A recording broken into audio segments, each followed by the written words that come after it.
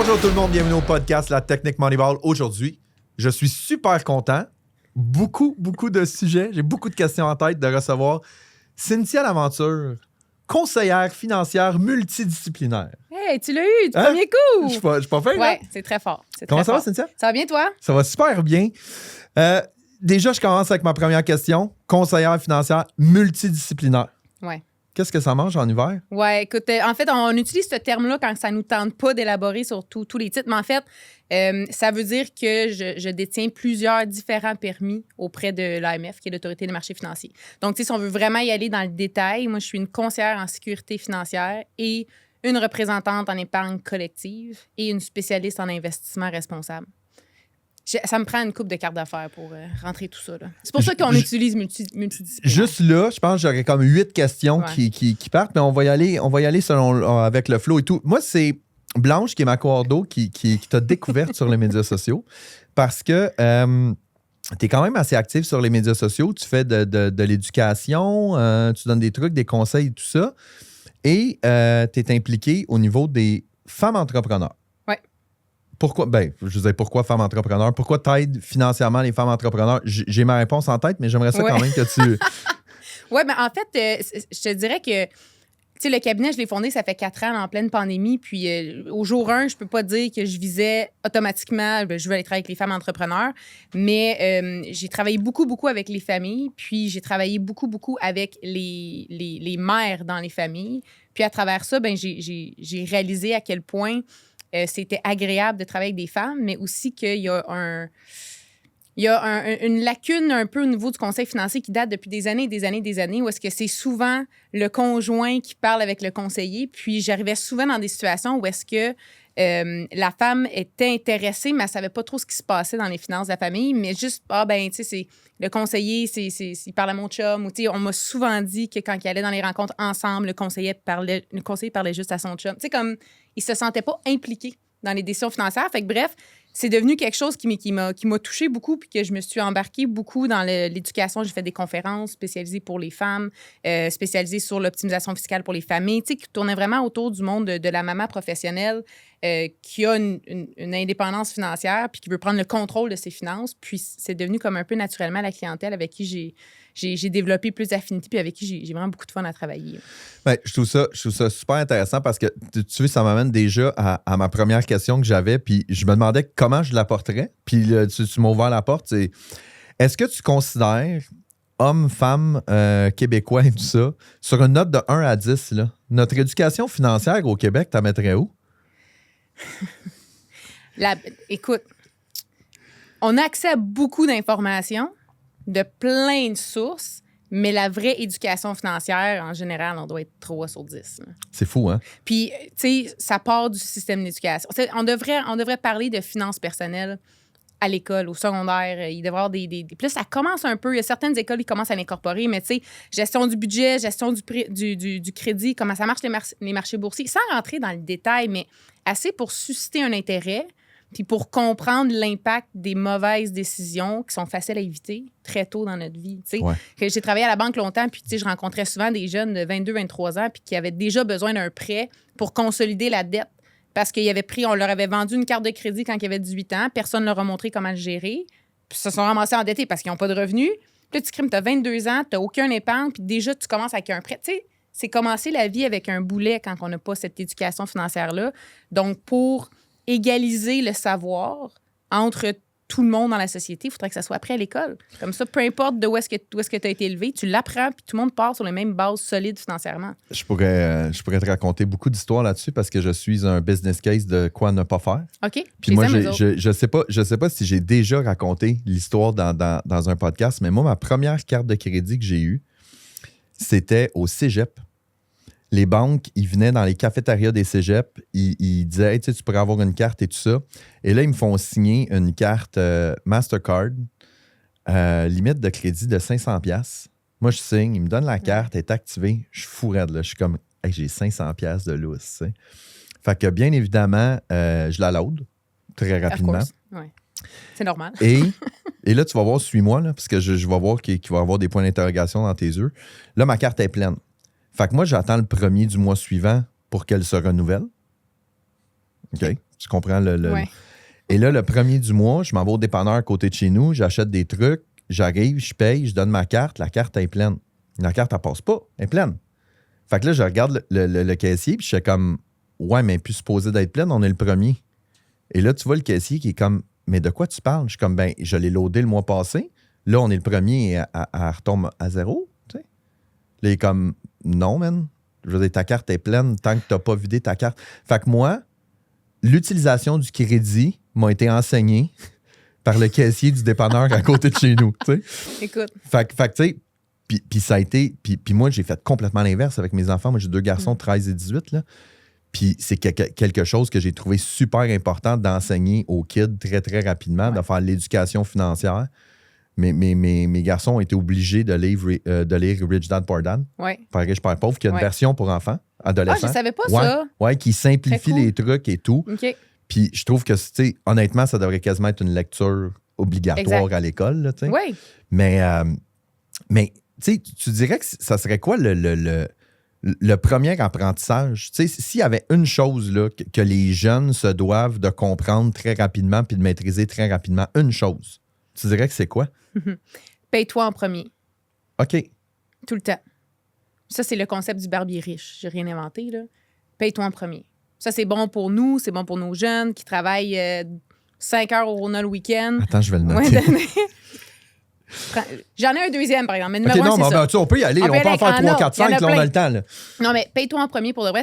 Le principe de se payer en premier, c'est que, tu sais, on travaille fort, on met du temps, on met de l'énergie dans peu importe l'emploi qu'on fait, puis peu importe le nombre d'heures ou le nombre la quantité d'argent qu'on fait. Peu importe.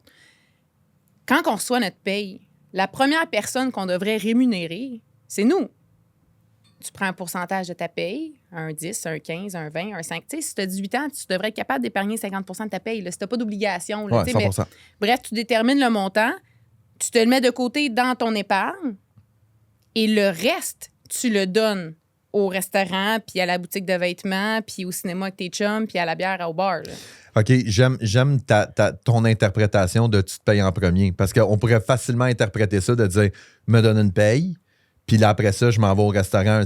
Puis toi, te payer en premier, c'est mets-toi de l'argent de côté. C'est ton argent à toi. Parce que tout le reste de l'argent qu'on donne pour s'acheter des choses, ultimement, ce qu'on est en train de faire, c'est qu'on est en train d'échanger notre argent pour un bien ou pour un service. Ouais. Donc, l'argent, elle n'est plus à toi. Tu l'as donné à quelqu'un en échange d'avoir un bien.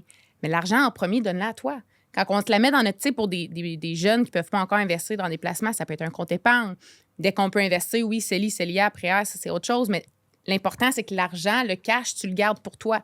Puis le reste, tu le dépenses. Puis si les jeunes mettent ça en place comme une automatisation, dès le départ, dès qu'il y a de l'argent qui rentre, tu sais, j'ai des clientes pour qui je vais les aider un peu avec l'éducation financière pour leurs enfants, leurs ados. Ouais. Les filles qui font du gardiennage. Tu viens de te faire 40$, il y a 20$ qui t'en va dans ton compte épargne. De bâtir cette habitude-là, ça va faire en sorte qu'à long terme, ça va devenir justement une habitude, puis ça ne sera pas un aussi gros défi. On ne sera pas toujours capable d'épargner 50 ou 20 de notre paye parce qu'il y a des moments de notre vie où est-ce qu'on a des jeunes enfants, on a un congé de maternité, on a des dettes qui sont plus importantes. C'est normal. Mais si à chaque fois qu'on reçoit de l'argent, on en met une partie de côté pour nous payer en premier, ça va faire exploser son épargne. C'est ça qui va faire grossir la valeur nette le plus rapidement. Puis l'élément que je trouvais intéressant, puis je trouve ça le fun, je vais faire écouter ce podcast-là à mes enfants, puisque c'est ce que je leur répète aussi. C'est quand mon gars, il a 18 ans, mettons que mon gars, il se met 100$ de côté par semaine. Ouais. En ce moment, tu sais, il est logé, nourri, il est quasiment lavé. Là, tu sais. Je veux dire, 100$ par semaine, en ce moment, c'est pas beaucoup parce que, je veux dire, il travaille, il n'a rien à payer. Mais éventuellement, quand il va avoir une carrière et que son salaire va augmenter, normalement, le 100$ par semaine ne sera pas beaucoup non plus parce que ça va être un faible pourcentage de son revenu. Fait que s'il prend l'habitude très jeune de mettre 100$ par semaine de côté, bien, 100$ par semaine de côté sur un an, c'est 5000$. Fais ça pendant...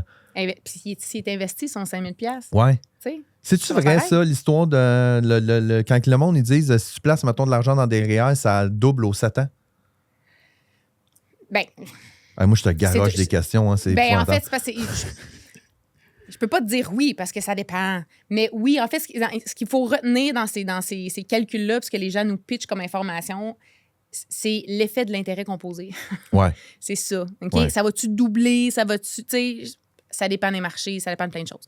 Mais ultimement, c'est sûr qu'à long terme, il va y avoir une croissance, tu vas aller chercher de l'argent de plus. Puis l'effet du rendement composé, c'est que quand tu es investi dans des portefeuilles, c'est que ton rendement s'ajoute à tes fonds automatiquement. Ce qui veut dire que si j'ai mis 100$, puis la semaine prochaine, mon 100$ vaut 110$, mais là, maintenant, j'ai 110$ qui génèrent de l'argent. Fait que l'effet du composé... Si c'est un rendement de 10% là, pour l'exemple, là, pour pas que les gens ils cherchent en ce moment sur Google intérêt composé, c'est-à-dire si je mets 100$ qui me donne 10% de rendement, ben, je me ramasse avec 110$. Mais après ça, 110$ qui donne 10% de rendement me donne 11$, qui me donne 121 fois 10%, ainsi de suite, ainsi de suite. Et c'est là que je commence à faire de l'argent parce que je fais de l'argent sur de l'intérêt. Sur de l'argent. Sur de l'argent. Tu fais de l'argent sur l'argent. Puis, c'est pour ça on voit des fois passer, comme le plus difficile. C'est vrai, le million le plus difficile d'aller chercher, c'est le premier. Je sais pas. Bien, dans le sens que l'expression, c'est que... Je te confirme. En fait, c'est parce que la raison pour laquelle j'amène ça, c'est que l'effet du rendement sur notre placement, il est vraiment important dans la croissance de notre actif. Donc, c'est sûr que si j'ai 100$ qui travaillent versus si j'ai 1 million qui travaille, 10% de million puis 10% de 100$, le comportement peut être le même, mais c'est pour ça que ce qu'on dit, c'est plus on a de l'argent d'investi, plus on fait de l'argent avec notre argent investi. Ouais. Fait que c'est difficile de partir le bal, de l'effet boule de neige, là, où est-ce que je mets un 100 puis un 200, puis mon 200 devient 220, puis mon 220 devient 230, puis c'est de le partir qui est long, mais c'est vraiment, ça devient exponentiel. Puis c'est pour ça qu'il faut les partir jeunes, parce que s'ils commencent tôt, à 15-16 ans, à épargner, même si c'est des petits montants d'argent, rendu à 25 ans, on va venir le temps d'acheter une maison, on va avoir un pas pire moton. Là. Ouais. Ça va vraiment, vraiment faire une différence. C'est beaucoup plus facile d'épargner 100$ par semaine que de décider à 23 ans que là, il faudrait que je mette 600$ par semaine, même si j'en fais 800 parce que j'aimerais ça m'acheter une maison. Ce ne sera pas réaliste. Puis souvent, le problème qui arrive avec ça, c'est quand tu es rendu à 25 ans, puis que là, tu dis, il faut que je mette 600$ de côté par semaine. Mais là, le problème, c'est que tu as le condo, tu as le linge, tu as le char, tu as le cellulaire, tu as ci, tu as ça. Puis là, tu es comme, là, il faut que je réduise mon mode de vie pour être capable d'atteindre mon objectif. Puis là, l'épargne devient chiante, je vais le dire de même, là, parce que là, c'est une perte de jouissance de vie, tandis que si tu l'as fait au départ puis que tu avais déjà ce comportement-là. Oui, puis si tu l'as indexé à chaque fois que ton salaire a augmenté, tu donnes un exemple tantôt que si ton gars s'habitue tout de suite à épargner 100$, mais quand il va faire 3 fois plus d'argent, son 100$, ça ne sera pas grand-chose. C'est vrai, mais moi, je vais te challenger. Je veux dire, si son salaire a triplé, son 100$ devrait tripler aussi. T'sais. Parce que ça va être le même pourcentage de son revenu. Je suis le pourcentage. Si je me donne l'objectif d'épargner 10% de mon revenu, encore une fois, je réitère que quand on fait son budget, on y va avec quelque chose de réaliste. Là, mais si c'est ça mon objectif, si j'ai une augmentation cette année de 10 000 sur mon salaire, ben je devrais indexer mes cotisations à mon épargne de façon conséquente parce que sinon, ce qui arrive, c'est que je suis en train d'épargner moins en relation avec le vrai salaire que je gagne. Fait qu'on veut que notre épargne suive. Ce qui ne respecte pas ta règle de te payer en premier. Tu te payes moins que ce que tu devrais te payer parce que tu as plus de revenus. Il faut toujours évaluer. Puis à l'inverse aussi, je donne l'exemple d'un congé maternité. Si pendant 6 mois, je fais 50% de mon revenu, c'est normal que mon épargne diminue pendant cette période-là parce que là, sinon, j'épargne plus 10%, j'épargne 20%. Puis là, peut-être que ça ne marche plus parce que mes dépenses, eux, ils n'ont pas changé. Donc, dès qu'il y a un changement dans les revenus, peu importe l'âge en passant, ça s'applique à tous. Ouais. On a une augmentation de salaire, on a justement un congé, un sans solde, on tombe à temps partiel, on fait du temps sup, puis finalement, pendant 2 mois, on a du TS qui paye à fond. Il faut indexer son épargne. À tous les années, on devrait indexer l'épargne qu'on met pour s'assurer qu'on suit le taux d'épargne qu'on veut mettre. Ça fait juste du sens, théoriquement. Après ça prend la discipline de le faire. Ça prend la discipline, puis il est là aussi le rôle du conseiller, parce que nous, notre rôle, ça va être de s'asseoir avec notre client, puis une fois de temps en temps, faire comme...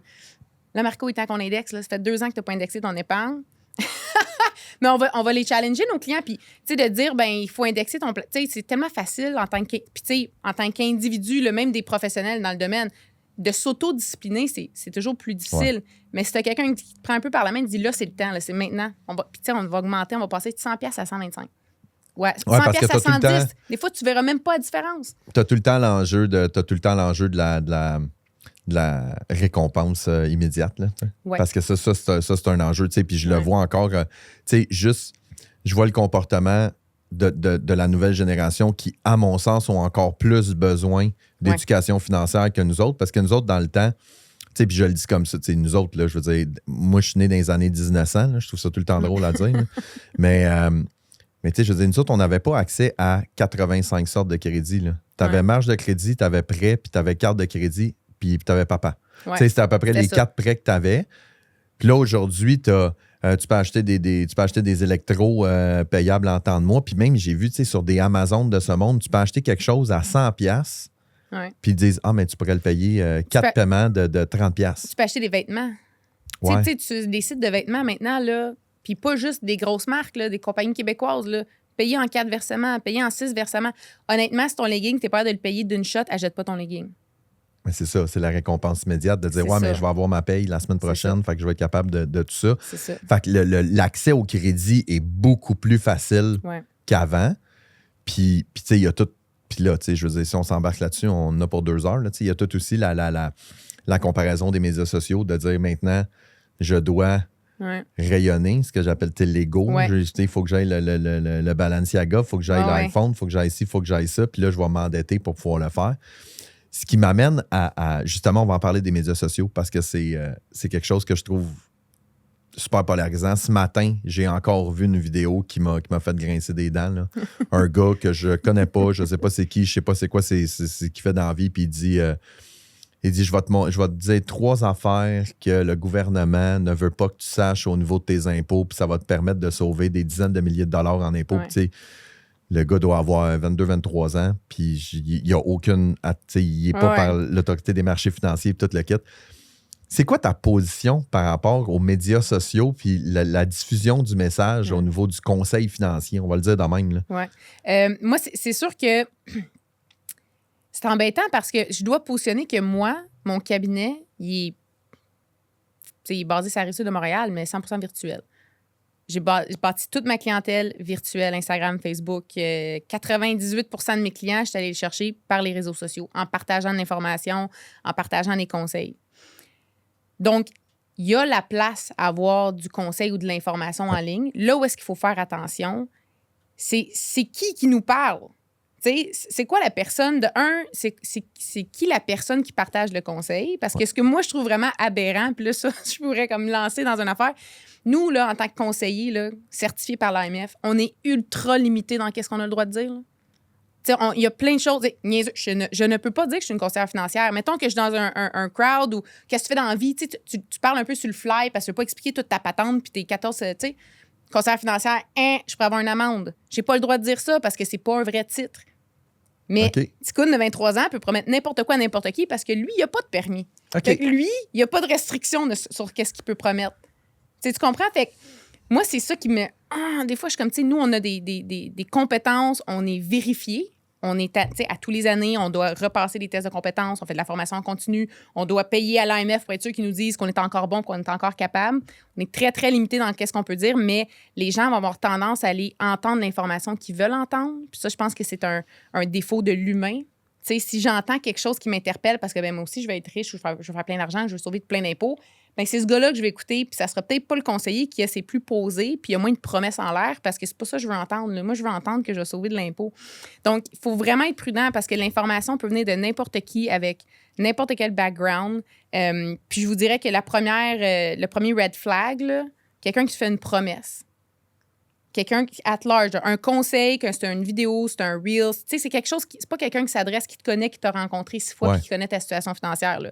Quelqu'un qui parle at large à tout le monde et qui est capable de faire une promesse à tout le monde, c'est sûr, c'est de la merde. Je te promets qu'avec mes conseils en investissement, je vais t'amener un rendement de 12% annuel assuré. Transfère avec moi, tu vas faire les meilleurs rendements, tu vas faire au moins 12%, tu vas doubler tes actifs en 3 ans, tu vas les doubler en 7 ans. Quelqu'un qui t'a fait une promesse sur le rendement, là, je peux être plate, là, on ne contrôle pas le marché. Ouais. Ça, je fais dans la vie, là, je vends des placements. Là.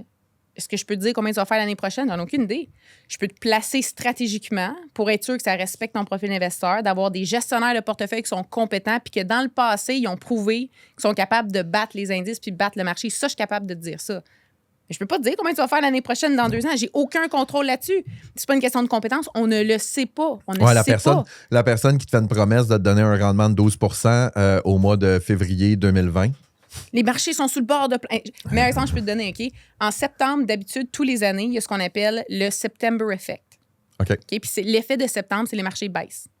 Souvent, en septembre, il y a une petite baisse. Puis après ça remonte. C'est temporaire, au point qu'on a mis une petite étampe dessus, puis on appelle ça le September Effect. Pourquoi? Première question. Parce que ça arrive en septembre. Mais en fait, c'est souvent l'été, les gens dépensent beaucoup. Rentrée, on coupe les dépenses. Là, on voit qu'on s'est endetté sur notre marge. Les gens ils se mettent à couper les dépenses un peu après la saison estivale. C'est ce qu'on appelle un effet du marché qui est un peu biaisé, là. Tu sais, qui est vraiment basé sur l'émotion. C'est pas vraiment la valeur des compagnies qui baisse, c'est le comportement du consommateur qui change un peu. Souvent, on épargne un peu moins parce qu'on est en train de payer la carte de crédit de cet été. Ça fait que les marchés baissent un peu puis ça repart. Au point que, tu sais, on me posait souvent la question l'année passée, je vais écrire un article dessus. J'explique le September Effect, je mets ça sur mon blog, puis je me dis, c'est parfait, ça me fait du contenu annuel que je peux réutiliser. J'attends encore le September Effect cette année. On l'a pas eu. Il n'y en a pas eu. Rendu pas mal fin septembre. Ouais. Tu sais, la preuve que... Il reste quelques jours. Ben, puis même quand ça va sortir, quand le podcast va sortir, on va confirmer qu'il n'y a pas eu le September Effect. Exactement. Tu sais, puis honnêtement, un September Effect, tu sais, la raison pour laquelle on en parle, c'est qu'il faut comprendre que c'est un moment. Si tu essaies de le battre, si j'avais dit à tous mes clients au mois d'août, on va tout sortir votre argent parce qu'en septembre, ça va baisser. Il aurait manqué des opportunités parce qu'il y a eu des hausses en septembre. Tu sais, fait que même si on se fie à ce qu'on a vu année après année après année, il n'y a jamais de garantie que cette année, ça va être ça. Fait que n'importe qui nous promet un rendement ponctuel, genre dans tant d'années ou X montant, premier red flag. De un, si c'était un conseiller qui était vraiment certifié, il n'aurait pas le droit de dire ça. Fait que s'il dit ça, c'est soit parce qu'il dit n'importe quoi ou parce qu'il n'y a aucune compétence pour proposer ça. Mais là, tu dis conseiller certifié. Parce que dans le fond, pour être conseiller financier, il faut que tu sois certifié par l'AMF. Oui. Puis ça, je veux dire, il y a une façon de le vérifier? Oui. Est-ce que... Les gens peuvent aller sur le site de l'AMF. Il y a le registraire des professionnels. Tu sais, puis la raison pour laquelle, des fois, on dit conseiller multidisciplinaire, peu importe, c'est qu'il y a plusieurs titres qui ont le droit de parler de différents produits. C'est exemple, moi, je suis conseillère en sécurité financière, ce qui veut dire que je vends des produits d'assurance de personnes. Assurance vie, invalidité, maladie grave. J'ai le droit de parler de ça. L'épargne collective, c'est les fonds communs de placement, ou en anglais, on dit fonds mutuels. Donc, les portefeuilles de placement. Il y a des planificateurs financiers, il y a des spécialistes en valeurs mobilières. Il y a différents titres qui permettent de parler et de conseiller les gens sur différents éléments. Mais dans tous les cas, si les gens se disent, ben ouais, mais Cynthia Laventure, c'est qui elle? Va sur le site de l'AMF, tape Cynthia Laventure, tu vas voir Cynthia Laventure, mes permis, mon cabinet, tout est là.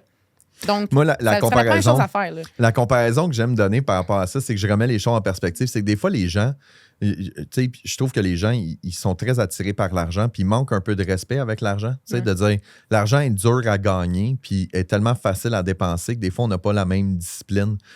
Mais l'exemple que j'aime donner, c'est, tu sais, je veux dire, la journée que tu es accusé au criminel, là, tu vas-tu prendre un avocat sur Instagram qui dit « Ah, moi, je te jure que tu vas être déclaré non coupable. » Première affaire que tu vas faire, c'est de dire « OK, est-il vraiment avocat?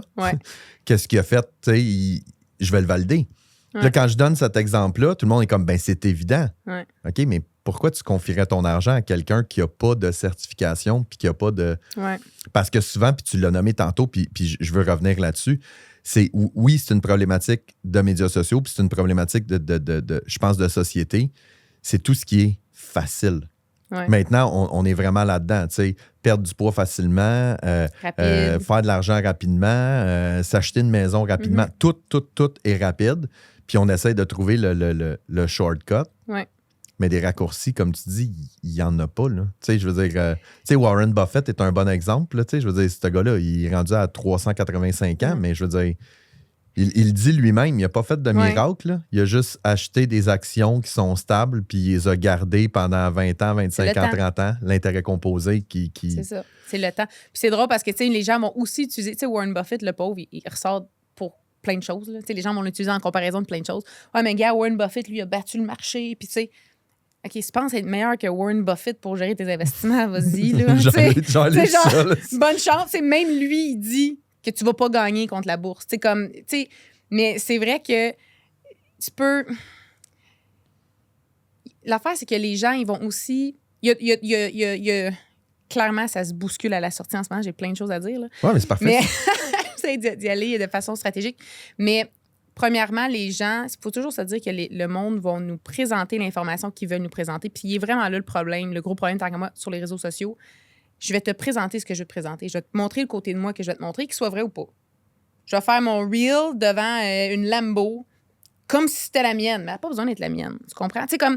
Fait que les gens vont nous présenter des promesses de peu importe, en espérant qu'il y en a une couple qui nous croit.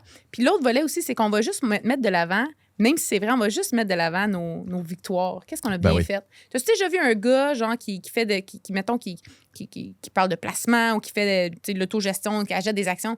Tu as déjà vu quelqu'un partager la fois qu'il a perdu 300 000 dans son placement? Très peu souvent. Même Warren Buffett, il en parle at large, là, mais il n'arrivait pas. Et en passant, je viens de perdre 500 000, j'ai fait un mauvais call. Puis le pire, c'est que moi, c'est quelque chose qui me parle beaucoup. Tu sais, j'aurais bien plus tendance à faire confiance à quelqu'un qui me dit regarde, j'ai fait ces gains-là, j'ai fait ces pertes-là. Ouais. Puis là, maintenant, je le comprends, le marché. Parce que, tu sais, à un moment donné, tant que c'est quoi, c'est. Je pense que c'est Mike Tyson qui disait.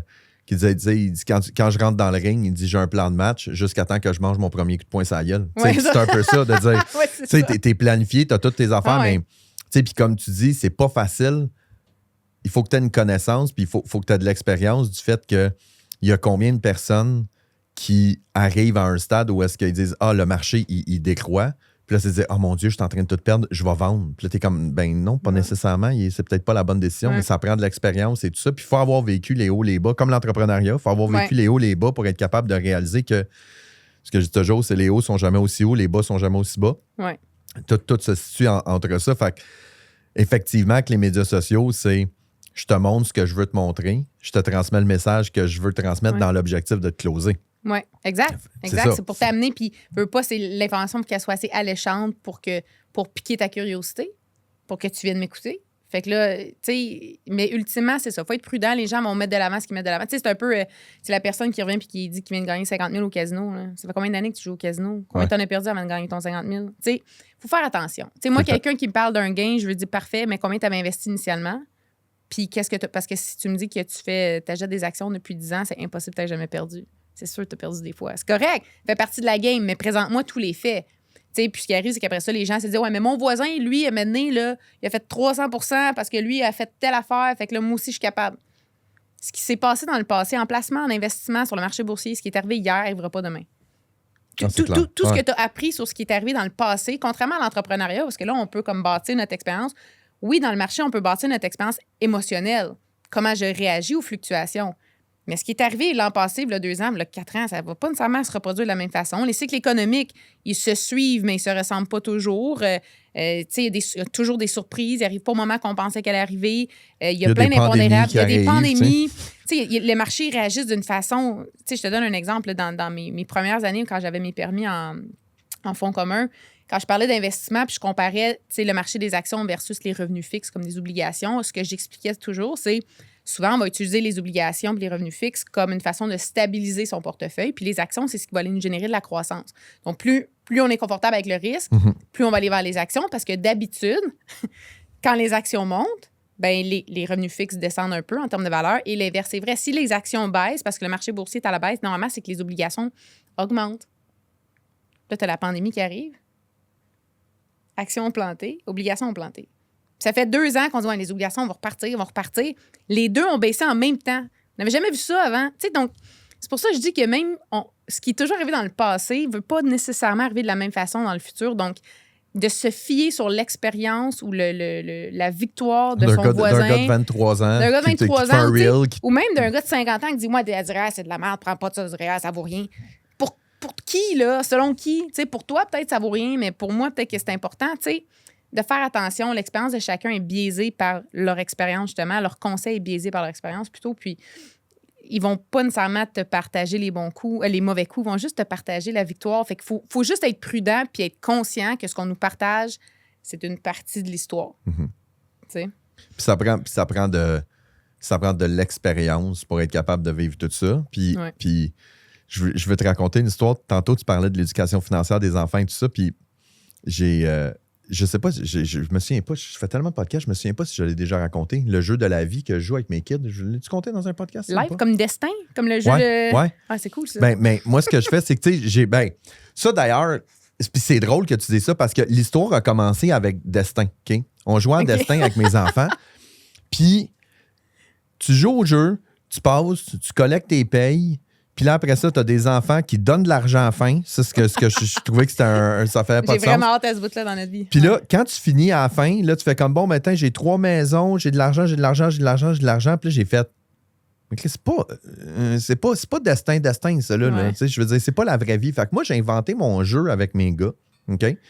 Puis, tu vas comprendre où est-ce que je vais avec ça, là, c'est que les kids, ils s'installent avec leur ordinateur, tout, leur pad de notes et tout, puis on leur fait une vie. OK? Donc, je leur donne un épargne, lance des dés, tu as tout le temps dans ton compte de banque, voici un salaire, et là, on va voir sur Internet ton salaire, combien tu payes d'impôts, puis tout le kit, blablabla. Et les gars se font des stratégies financières. Ou est-ce qu'il faut qu'ils s'achètent un char, puis il faut qu'ils payent leur paiement, ils payent-tu le char cash, ils prennent-tu un prêt, y a-tu un taux d'intérêt, ils veulent s'acheter une maison, tout le kit. Puis là, après ça, les gars, ils jouent à ça. Puis on a joué une couple de fois.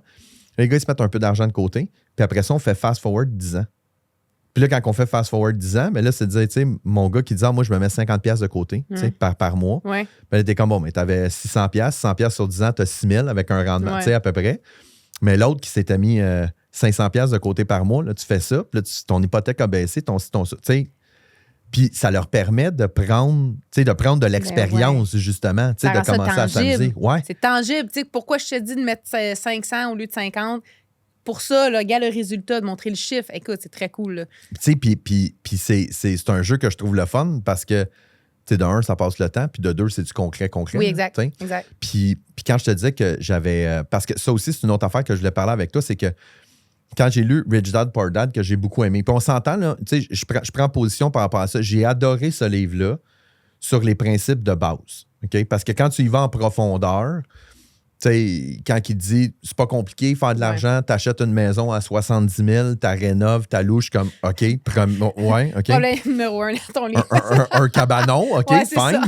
Mais ce que j'aimais beaucoup dans le principe, puis j'aimerais ça t'entendre parler, c'est que lui, il fait la distinction entre être riche puis être indépendant financièrement. Ouais. Puis je pense qu'il y a une méconnaissance de beaucoup de gens par rapport à ça. Puis toi c'est comment tu vois, c'est quoi pour toi être quelqu'un qui est riche puis quelqu'un qui est indépendant financièrement?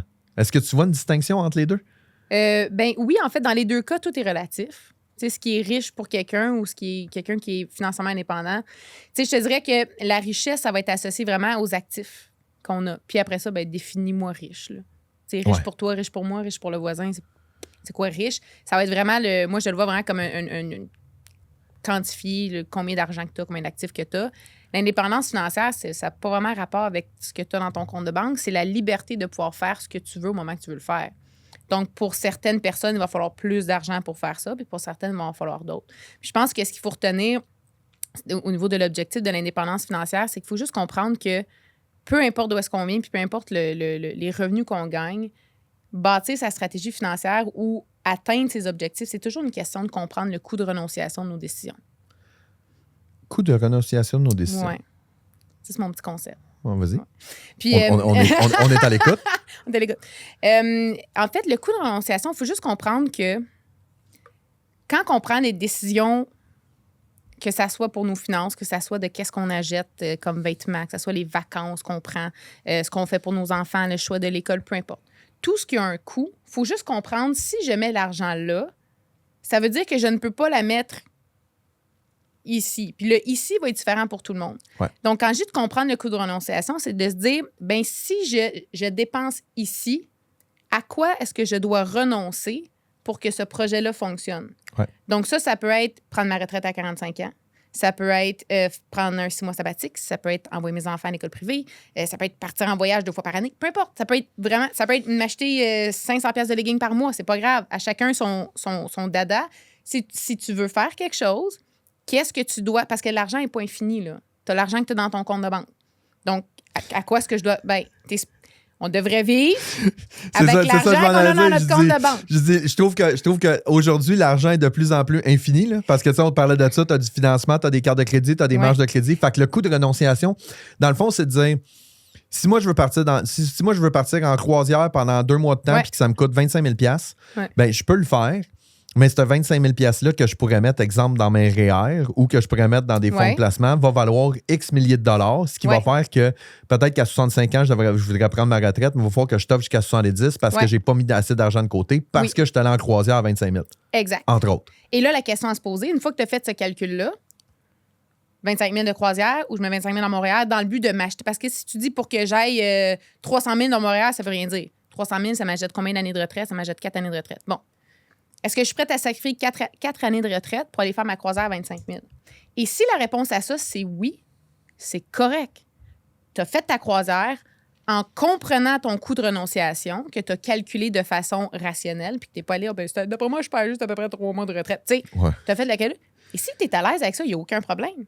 Le défi, c'est que les gens vont dépenser. C'est là que les gens tombent dans le crédit ou ils tombent dans le négatif. Parce qu'il n'y a pas de renonciation. Il n'y a pas de renonciation, mais il faut faire une renonciation. Puis si les gens qui visent une indépendance financière le plus tôt possible, ou le mouvement FIRE, puis tout ça, ton coût de renonciation, de mettre tout ton argent vers une retraite le plus vite possible, c'est que ton coût de renonciation, c'est qu'aujourd'hui, je ne vais pas en voyage, puis aujourd'hui, ben, je ne m'achète pas des cossins, puis peut-être que je n'achète pas une nouvelle auto. Si tu es à l'aise avec ce coût de renonciation-là, c'est parfait, mets ton argent vers ton projet, tu acceptes et tu es conscient des sacrifices que tu fais dans le but d'atteindre cet objectif-là. Mais chaque objectif a un sacrifice. Tu sais, je te dirais surtout, mettons, pour les gens qui magasinent une maison.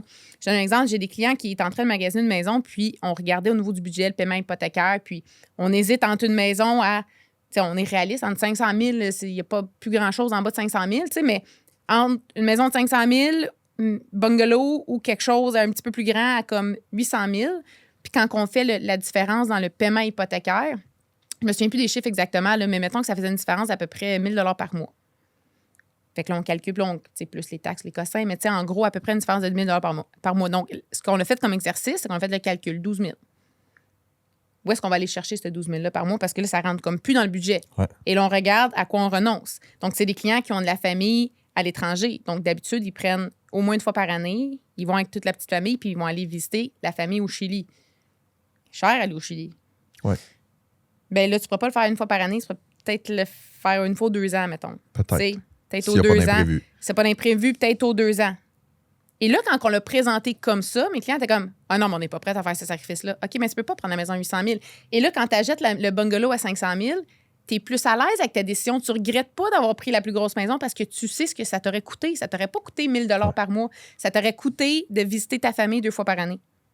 Et là, c'est là qu'on devient confortable et à l'aise avec notre stratégie financière. Puis c'est ce qui nous aide aussi à maintenir le cap sur notre objectif. Je trouve ça... Je vais y aller comme ça. Je trouve ça théoriquement très beau. Mais je serais curieux de savoir jusqu'à quel point les gens sont au courant de ça et les gens font le processus dans leur tête de ça. Ils le font pas. Ils le font pas. C'est de dire, au pire, on mettra le voyage sans marge puis on trouvera un moyen de le rembourser. Ah, je pense même pas ça. Je pense que c'est beaucoup faire l'autruche. Ça va marcher. Ça va marcher, ça va être correct. On va le figurer. On va le figurer. J'ai fait ça longtemps, puis je confirme que... Ouais. Mais on fait ça, tu sais, nous, les humains, on est forts là-dessus. Faire l'autruche sur bien des choses dans notre vie, on est fort là-dessus. Mais je pense que c'est beaucoup de ne pas vouloir faire... On ne veut pas renoncer, on ne veut pas couper, mais on veut tout de suite maintenant. Ouais. C'est ça. Donc, tu sais, tu as raison que la théorie est là, mais l'essentiel, c'est que il faut moins avoir la réflexion. Puis honnêtement, ce que ça va faire, la réflexion, c'est que ça va vous permettre, de mieux voir vraiment votre budget. Tu sais, de vraiment comprendre c'est quoi. Puis quand on comprend l'impact émotionnel, comme je disais, on perdait pas, c'était pas 1 000 $ de plus par mois. C'était un voyage, c'était un voyage voir ta famille. Ouais. Ça, c'est concret. Parce que de se dire, ben là, ça va me coûter 10 000 $, je vais le figurer, je vais travailler du TS, je vais faire... Ce que ça te coûte, parce que la réalité, c'est que ça va te coûter quelque chose d'autre que tu aimerais acheter. Puis, honnêtement, c'est la meilleure motivation pour rester en ligne avec notre objectif, c'est de comprendre pourquoi qu'on a cet objectif-là, puis de comprendre que le sacrifice que je fais maintenant, il vaut moins dans mon cœur que ce que je veux aller chercher. Donc, c'est une réflexion qui est des fois comme... ça fait mal, c'est comme inconfortable, je veux pas faire ça, je veux pas couper. Non? Mais une fois qu'on l'a fait... tu te dis, pourquoi je pourrais pas avoir le beurre puis l'argent du beurre? Pourquoi, mais tu l'auras pas, le beurre puis l'argent du beurre. Je comprends. Fait que dans le sens que même si tu dis, je fais l'autruche puis je fais pas le calcul, puis t'achètes, bon, ça va être dans la dette, puis dans 2 ans, tu vas paniquer, puis tu vas refinancer la maison. Dans 4 ans, tu vas être obligé de refinancer ou de vendre la maison. Puis là, il va falloir que ça soit un sacrifice que tu n'étais pas prête à faire. Ben là, il faut que je vende le char. Mais là, on n'a plus de vanne, on a 4 enfants. Shit, c'est qu'on fait là. On se débarrasse d'un enfant. Là, il faut que tu... C'est pas le choix. Mais, ou t'en fais un autre, avoir plus d'allocations. Mais faites pas ça. Mais oui, c'est que ultimement, il va y avoir un coût à ta décision, que tu le veuilles ou non. Fait qu'au moins, en réfléchissant à ton coût de renonciation, tu contrôles ton coût, il tombe dans quelle catégorie. Puis honnêtement, c'est vraiment... Le but, c'est pas de se dire, ça fait que je dépenserai plus. Tu vas dépenser sur des choses, qui ont une valeur pour toi. Et plus loin que ça, tu vas pas remettre en question les décisions que tu as prises. Tu vas faire ta croisière 25 000, tu vas pas passer 5 ans et dire hey, j'aurais-tu dû faire ça? J'aurais peut-être pas dû, là, la carte de crédit à rente, j'aurais pas dû dépenser ça. Non, tu as fait le calcul puis tu es à l'aise avec le coût. C'est drôle parce que la mère de mes enfants, professeure, très cartésienne, calcule ses affaires, tout le kit. Puis quand on a acheté notre première maison, tu vois, moi, je suis un émotif, puis je suis un entrepreneur. Fait que, mais c'est comme, moi, ma comptable, elle avait tout le temps dit, elle dit, toi, tu as la capacité de générer des revenus comme tu veux. Ce qui est pas le. Puis c'est vraiment vicieux comme truc parce que tu n'es pas capable de dire, tu sais, moi, j'ai la paye qui rentre, c'est ça, c'est tant, parce que là, tu peux dire, ah ouais, mais on va travailler un petit peu plus, un petit contrat qui va rentrer, tout, tu sais. Fait que tu as l'univers parallèle et tout ça. Puis quand on a acheté notre première maison, puis ça me fait rire en tabarnouche, on a acheté la première maison en 2006, OK? On est allé à la banque et nous autres, on s'était donné 180 000 de budget pour une hypothèque. Puis à l'époque, on pouvait s'acheter des maisons. Il y avait beaucoup de maisons disponibles. Okay? Et là, on arrive à la banque, ils regardent nos ratios tout le kit, puis ils disent vous êtes prêt à prouver pour 300. Okay? Et là, cartésien émotif d'un bord. Moi, de mon bord, je suis comme voyons donc, jamais j'aurais pensé qu'on pourrait avoir un manoir, parce qu'à l'époque, à 300 000, t'avais des manoirs. Là. Avec des serviteurs, puis tout, c'était écœurant à l'époque. Fait que là, j'étais comme, voyons donc. Je pensais pas qu'on pouvait se permettre ça. Puis là, c'est là que mon ex a fait comme, non, parce qu'on peut pas se permettre ça. C'est pas parce que le gars de la banque qui le dit, parce qu'il calcule des ratios. Mais tu sais, quand tu rajoutes tout ça, et tout le kit, puis finalement, je pense qu'on a acheté une maison, elle nous avait coûté 143 000 à l'époque, tu sais. Mais c'était les chiffres, tu sais, de sortir les chiffres, puis de regarder, mais combien de personnes qui arrivent, qui font comme, voyons, on est approuvé. Tu sais, on voulait s'acheter 500, on est approuvé pour 800. Crème, on peut 800 parce que si nous approuvent pour 800, c'est qu'ils jugent qu'on est capable de payer pour 800. Mais pourquoi la banque t'a dit 800? Puis que vous, dans vos calculs, mettons, on prend ton exemple. Vous avez calculé 180, ça marche. La banque, comment qu'elle fait pour elle arriver à 300, tu penses? Là, je vais peut-être avoir l'air d'un épais là, parce que je vais faire ma propre interprétation. Il y a un ratio d'endettement qu'ils vont regarder qui est, je pense, 32 %. C'est ça, dans ces coins-là? Il y a deux ratios qu'ils vont regarder. Là, ça va être à peu près 40-42 maintenant. Puis là, ils vont regarder tes paiements obligatoires. Fait que tes prêts, ta capacité d'endettement sur ta carte de crédit, si tu as des paiements de char, tout le kit. Et si ce ratio-là fit, ils peuvent t'approuver. Mais ils prennent aucune autre donnée en considération. C'est ça. Fait qu'est-ce qu'ils n'ont pas calculé? Ils n'ont pas calculé le gaz, ils n'ont pas calculé le Vidéotron, ils n'ont pas calculé l'épicerie, ils n'ont pas calculé les voyages, ils n'ont pas calculé l'épargne, ils n'ont pas calculé... Ils n'ont pas calculé le coût de renonciation. C'est ça qu'ils ne calculent pas. Les autres, présenter comme ça, j'adore ça. Mais c'est ça, la banque, il y a deux éléments qu'il faut retenir. La banque a fait de l'argent sur ton hypothèque. Puis c'est pas, je dis pas que les banques, c'est des méchants, là, on ne peut pas rembarquer là-dedans. Okay? Non. Mais il ne faut pas oublier que la banque a fait de l'argent. C'est une business. C'est une business. Elle prend ta maison en garantie. Si tu ne payes pas ta maison, elle reprend la maison. Le risque était à peu près nul pour la banque, premièrement. Deuxièmement, si tu es vraiment, vraiment dans la merde, là, financièrement, tu vas encore payer ton hypothèque. C'est le dernier paiement que tu vas arrêter de payer. Là. Tu vas sauter ta carte de crédit, tu vas te déborder, tu vas emprunter à ta mère avant de sauter ton hypothèque parce qu'ils vont venir reprendre ta maison. Fait que la banque, là, que tu sois là, puis que tu peux plus voyager, puis tu peux pas acheter une auto qui rentre tous tes 4 enfants dedans, puis que tu peux pas te baquer si tu as une maladie dans la famille, puis tu as des traitements. Ta première dépense, c'est ton hypothèque. Puis après ça, on va regarder, on mange du craft dinner. Exactement. Donc, la banque, n'oubliez pas, elle ne calcule pas c'est quoi le coût de renonciation d'acheter pour 300 000 ou pour 800 000 versus 500. Mes clients, c'est toujours ça. Ils se font approuver pour 300-400 000 au-dessus, puis ils sont comme, mais comment ils font pour arriver à ce chiffre-là? Parce que pour eux, là, t'as pas Netflix, t'as pas Vidéotron, tu te déplaces pas, tu voyages pas, t'as pas de gaz à payer, tu payes. Ils vont dire, ben non, mais c'est pour ça que le ratio est 42 %, le reste, c'est la place pour vos dépenses. Ça dépend ce que tu veux faire. Puis pour certaines personnes, encore une fois, je reviens au coût de renonciation, quand on va faire le calcul avec mes clients, quand je fais l'hypothèque, là, puis on calcule le ratio, puis bon, on pourrait aller chercher ça. Voici ce qui va vous rester dans... Non, je vais leur dire, si ça, c'est l'hypothèque qu'on va chercher, votre paiement hypothécaire, c'est ça. Parce qu'un montant d'hypothèque, 800 000, là, ça te dit rien. Là. C'est quoi le paiement d'hypothèque que ça me donne? Tu sais, là, on met ça dans ton budget. Où est-ce qu'on est short? Qu'est-ce qu'on doit... C'est un taux variable, c'est un taux fixe. Parce que... On donne un petit buffer à la hausse, puis on sait maintenant. Fait que c'est de calculer, mais qu'est-ce qu'il faut que je coupe pour que ça fonctionne. Puis dans mais c'est quoi? Ce qui peut aider, ça, c'est l'affaire. Là. C'est quoi le... Tu sais, l'affaire que tu fais là, à tous les mois, là, l'argent qui rentre, l'argent qui part, puis à la fin, il est censé en rester. Là. Comment ça s'appelle? Là? Un compte de banque? Non, tu sais, j'ai tant de revenus, j'ai tant de dépenses, puis je peux... Un budget? C'est ça, c'est ça. C'est un budget. C'est ça. Ouais. Ouais, ben, j'ai un outil de budget d'ailleurs sur mon site web que j'ai fait justement parce que j'ai réalisé que je demandais souvent est-ce que vous avez fait votre budget? Non, il faut faire le budget. On part Voulez-vous faire votre budget? Non. Non. Faut quand même le faire. Oui, il faut quand même le faire. Mais il faut quand même le faire parce que, tu sais, même si je fais la stratégie, même d'assurance pour des clients, je fais la stratégie, bon, mais je veux épargner pour ma retraite. C'est quoi ton budget? On a la place pour combien? Parce que si on a 50$ ou si on a 500$ de libre, c'est pas la même stratégie. Tu sais, comme. Fait que le budget, c'est la base. Au moins de. Puis là, je sais que le budget, c'est lourd, puis personne ne veut faire son budget, mais il faut au moins le faire une fois, faire l'exercice comme il faut pour avoir une vision, pour nous aider, surtout quand on a des décisions financières importantes comme acheter une maison ou acheter un auto, quelque chose qui va nous prendre dans un paiement. Puis après ça, tu n'as pas besoin de. Ben oui, techniquement, tu tiens ton budget super de façon cartésienne. Puis... Mais mettons qu'on le fait une fois, là, puis qu'on le recheck une fois par année, être sûr que les revenus, tout ça, ça fait dessus, ça fonctionne dessus.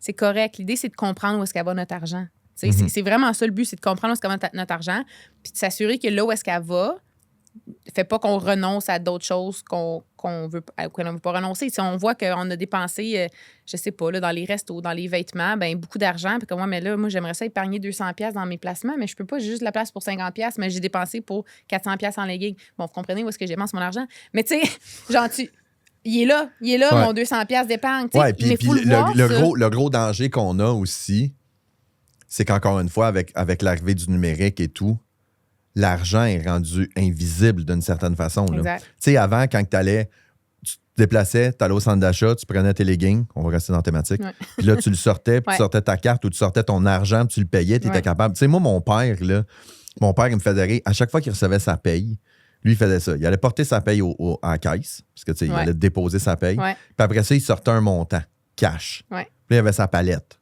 Ça, c'était sa palette, c'était pour l'épicerie, pour le gaz, pour les cigarettes, pour ci, pour ça. Puis c'était le budget, là. Oui, quand il n'y en a plus, il n'y en a plus. Là, je veux dire, à la fin de la semaine, là, le mercredi, ça disait, on va-tu manger au restaurant? Il regarde, il reste 40$, on va pas manger au restaurant, la paye est demain. C'est ça. Ce qui était une méthode efficace. Oui. T'sais. Mais aujourd'hui, tu es assis dans ton salon, tu es en train d'écouter Netflix, puis tu es comme, moi, me commander ça sur Amazon, c'est beau, carte de crédit. Moi, me commander ça sur Zara, boum, carte de crédit. Puis là, de suivre le budget devient de plus en plus difficile. Je suis horrible à suivre un budget. Je pense que tu l'avais déduit. Oui, mais il y a des cas. Ouais, mais honnêtement, on va être franc, là. 90% des gens sont poches pour suivre un budget. Il y a rien. Je travaille en finance, là, c'est plate un budget. Là. Personne n'aime ça. Moi non plus, j'aime pas ça m'asseoir puis regarder mon budget. C'est pas le fun parce que c'est être face à la réalité, la dure réalité, que tout coûte trop cher. Puis tu sais, c'est pas supposé d'être le fun. Rassure-toi. Mais j'aime pas non plus mettre du gaz dans mon char. Je le fais quand même. Tu sais, comme des choses dans la vie, il faut le faire. Là, comme... puis j'ai pas envie de travailler jusqu'à 75 ans. Fait que, tu sais, t'es tout de même de le prévoir tout de suite parce que... Tu sais, puis ça revient un peu à comme ce qu'on disait tantôt au niveau de se payer en premier. Si c'est difficile, vu que l'argent n'est pas tangible, c'est électronique, on la voit pas sortir. Raison de plus pour que quand ta paie rentre, la première personne qui t'a payé, c'est toi. Fait qu'à un moment donné, quand tu vas prendre conscience que là, ça fait 3 soirs de suite que je me commande du DoorDash, il faudrait que j'arrête, là, ça marchera plus, là. Tu sais? Fait que... c'est ça, l'idée, c'est de prendre conscience c'est quoi le portrait à peu près pour nous aider quand on a des décisions impulsives. Que là, peut-être d'avoir un petit ralenti, là. Je ne dis pas que c'est parfait, mais ça l'aide à ralentir, puis c'est surtout au niveau du moment quand il vient le temps de prendre des décisions puis de décider combien je peux me permettre de mettre dans mon épargne. Tu sais, comme ça, on se paye en premier, mais il faut avoir regardé un peu ce qu'est le budget puis qu'est-ce qui est réaliste aussi pour s'assurer que ça a du sens, puis aussi pour s'assurer qu'on épargne à notre plein potentiel. Tu sais, ça m'est déjà arrivé d'avoir des clients qui me disaient que leur budget d'épargne par mois, c'était, mettons, 100$ par mois. Mais tu sais, je voyais les revenus, je voyais un peu les... Tu sais, il n'y a pas de dette, il n'y a pas de paiement de char, une petite hypothèque, tu sais, puis j'étais comme... J'ai fait votre budget, puis en fait, le budget, c'est ce combien il y avait d'extra par mois? 1200. Les autres étaient sûrs qu'ils étaient... Je dis non, mais... Puis on avait mis les restos, on a mis un budget vêtements, un budget Netflix, tu sais, comme l'outil que j'ai fait, il est vraiment comme... Ils disent, ben ouais, on pourrait peut-être épargner plus, finalement. Ça fait 3 ans qu'on épargne 1500 par mois, puis ils n'ont jamais arrêté de l'épargner. Ça marche. Mais s'ils n'avaient pas fait l'exercice de budget, ils seraient en train de mettre 100$ par mois. Puis le reste, ben, ça disparaît parce qu'on s'en rend pas trop compte, tu sais. Fait que ça marche moi, dans les deux avec ma bords. blonde, je disais aujourd'hui, en 2024, tu sors de la maison, ça coûte 300$. Je veux dire, Ouais. peu importe. Je veux dire, tu sors, C'est ça. je veux dire, je m'en vais gazer, je m'en vais à l'animalerie acheter de la bouffe 300$. Je m'en vais à l'épicerie 300$, je m'en vais au restaurant 300$. Fait que moi, Ouais. je sors plus de chez nous. C'est la technique que j'ai trouvée. Ben, c'est ça le truc. Moi, non, mais ça marche pas. Non, ça marche pas parce que là, DoorDash, Amazon, ah non, là, ça coûte plus que 300$, on va sortir finalement. Non, c'est horrible. Là. Tu sais, si t'es moindrement fatigué le soir, puis t'as l'erreur d'avoir une pub. Moi, je suis bien forte, c'est running. Là. Tu sais, je fais des jokes avec des leggings, mais mon chum rit de moi parce que j'ai besoin de running. Tu sais, j'ai des running pour tout. J'ai mes running pour toutes mes T'as sports. besoin de running? C'est important. OK. Soutien de mon pied. Non, mais j'ai un défi. Là, fait que je le sais que si je vois passer, puis je me connais, là, si je vois passer une pub de running, puis je suis un peu fatiguée, puis je devrais être couchée à cette heure-là, je suis comme, c'est le temps que j'aille me coucher parce que là, soudainement, il me faut vraiment ce running-là. Tu sais, à un moment donné, tu t'apprends à te connaître aussi, mais il n'y a rien de pire que d'être chez vous à rien faire. Parce que tu scrolls, puis il y a de la pub, puis ton téléphone, il te connaît mieux que toi-même, tu sais. Ouais. Fait que non, c'est pas mieux Ces de nouveaux rester- souliers-là, tu vas te triper dessus. Je te dis, Les envoies, c'est comme, oh shit. Puis t'auras deviné que j'ai une paire de souliers en tête. Là. Je sais exactement laquelle que je veux. Là. C'est pas... Non, ça m'a C'est, resté. on avait reçu Bianca de Cubic Boutique, puis elle m'avait dit comme quoi que elle avait beaucoup de transactions. C'est une boutique de vêtements. OK. Elle avait beaucoup de transactions en ligne les vendredis soirs entre comme 9h et minuit. Ouais. Elle dit les filles sont jeudi soir tranquilles dans le salon, petit verre C'est de ça. vin, on est en train de regarder la TV, on magasine en même Exact. temps, puis on est comme ça serait beau. Puis là, après le deuxième, troisième verre de vin, c'est comme on peut bien se gâter un petit peu. Ah non, Transaction. Et voilà. mais c'est vrai. Ouais. C'est vrai. Puis là, t'es dans un mode... T'es pas en mode rationnel. Non, t'es émotif. Ah, puis ça serait bon, ça. Ah, Ouais. là, je m'en mets. Puis il y a quelque chose, il y a de la satisfaction immédiate d'acheter la quelque chose. dopamine de Oui. Fait que, puis, tu sais, genre, on est tous sensibles à ça. Puis je pense que je suis vraiment pas là pour faire du coaching sur comment gérer ton impulsion d'acheter des running en ligne. Là, je comprends, là. Je comprends. Mais reste qu'il faut être conscient que, de un, il faut être conscient que les mécanismes sur Internet sont bâtis pour nous faire acheter. Que la raison pour laquelle tu vois cette pub-là, c'est parce qu'ils savent que tu vas acheter. Puis si tu achètes, moi, je suis comme, si j'achète, ils gagnent. Tu sais, je leur ai donné raison. C'est comme Chris, ils ont gagné encore. Et pour vrai, j'ai des amis aussi qui ont des boutiques en ligne. C'est pareil partout. Les Ouais. achats se font en fin de soirée. Ou est-ce que, tu sais, vraiment, c'est le moment où est-ce que tu devrais être couché, mais fait que ton cerveau, là, il a commencé à se fermer un peu. Là. Le côté rationnel, là, il est shut down. Fait que c'est juste d'être attentif à ces moments-là. Mais comme je dis, si à la base, tu as une vision de ton budget, ton épargne est déjà setée, tu sais, tu comprends, ben si j'achète le legging ou si j'achète le running, bon, je vais aller au resto. Ou peut-être je vais me dire, je vais l'acheter le running, mais au lieu d'aller au resto demain, on va se faire de quoi à la maison. OK. J'ai fait un choix. Dans mon budget, ça revient au même, mais je suis allée chercher quelque chose qui me fait plus plaisir, mettons. Tu sais, fait que c'est juste d'avoir cette réflexion-là, en fait. Ben, c'est le fun parce que là, tu sais, on arrive à la fin, puis je m'en allais faire le résumé de ce que j'avais compris de notre discussion, puis tu viens de le faire de façon... Tu sais, c'est la première chose, c'est t'as dit « paye-toi toi-même Ouais. ». C'est assure-toi que tu as de l'épargne à toutes les semaines basé sur le pourcentage responsable de ton salaire. Aie ton budget pour savoir combien tu dépasses, combien tu gagnes, tout le kit pour t'assurer que ton mode de vie est correct. Puis chaque fois que tu veux faire une dépense, évalue ton coût de renonciation, de dire qu'est-ce que ça va me coûter maintenant, plus tard, Ouais. puis qu'est-ce qu'il va falloir que je sacrifie pour être capable de me Ouais. payer ça. Puis Exact. normalement, avec ces trois comportements-là, Ajoute d'être bien encadré et d'aller chercher son information à la bonne place. définitivement. Tu sais, ça va aider à mettre tous ces petits morceaux-là ensemble. Une fois qu'on a cette information-là, ben là, on s'assoit avec notre conseiller, notre conseillère, puis nous, avec cette information-là, je veux dire, voici ce qu'on va faire avec. Voici comment on va y aller ta stratégie. Mais ça, c'est le bout qu'il faut faire individuellement. Je peux pas faire le budget pour mes clients. Je peux pas C'est clair. déterminer c'est quoi le projet le plus important pour eux. Ouais, puis T'sais. t'es pas là le vendredi soir à y taper ses doigts parce que ça non. va dépenser sur Exact. Amazon. Fait que, tu sais, Exact. le travail avant même de pouvoir entamer une planification stratégique de ses finances, il faut avoir fait ce petit bout de chemin-là pour qu'après ça, nous, on puisse s'encadrer. Puis là, nous, on va vous aider à faire comme non, là, indexe ton épargne, là, puis non, achète pas cette vanne-là. Non, t'achètes pas un RV cet été, là, c'est pas le temps. Tu sais, comme, on va être là pour vous aider dans les choses qu'on peut gérer l'émotion. Vends pas tes placements de suite ou bien achète tes placements de suite. Gérer ce bout-là, mais il faut faire le premier effort. Là. Le premier Ouais. effort. Ouais. Cynthia Laventure, merci beaucoup. Ça me fait plaisir. Ça- Merci de m'avoir reçu. Je parle pas souvent de finances, mais c'était vraiment super intéressant. Puis je comprends pourquoi les gens te suivent sur les médias sociaux.